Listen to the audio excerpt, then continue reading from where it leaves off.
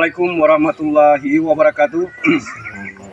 Kami laporkan kepada Bapak Menteri Pertanian Republik Indonesia, Ibu Kepala Dinas Pertanian dan Perkebunan Aceh, dan juga kepada Bapak Bupati Simelu, bahwa menindaklanjuti program Bapak PJ Bupati Simelu, yaitu tentang pengembangan perkarangan pangan lestari di Kabupaten Simelu.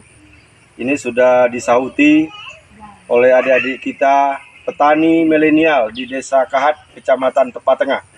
Hari ini kami meninjau kemari bersama rekan-rekan PPL dan juga tokoh-tokoh masyarakat kita di Desa Kahat ini. Ini kegiatan adik-adik kita daripada petani milenial ini sedang melaksanakan persiapan olah tanah untuk tanam cabai, tomat, dan hortikultura. Dalam hal ini, pemerintah daerah Kabupaten Simelu tentu sesuai juga petunjuk Pak PJ Bupati Simelu akan kita memaksimalkan untuk mendorong untuk kita memberikan bantuan-bantuan nanti yang bisa meningkatkan upaya daripada usaha adik-adik kita ini. Dan ini luar biasa, di sini sudah diolah, ini sudah ada 4 hektar dan akan terus dikembangkan, dan kita rencanakan nanti bulan September kita juga akan mengundang Bapak PJ Bupati dan seluruh rombongan untuk meresmikan lokasi kita ini.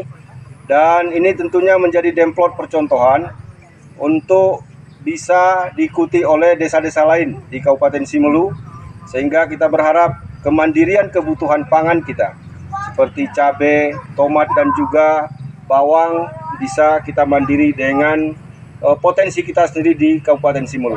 Dan insya Allah melalui Desa Kahat ini cita-citanya nanti menjadi desa binaan hortikultura untuk Kabupaten Simelu. Dan Dinas Pertanian tentu selalu akan memaksimalkan ini. Dan terima kasih, salam sukses kepada kita semua. Assalamualaikum warahmatullahi wabarakatuh.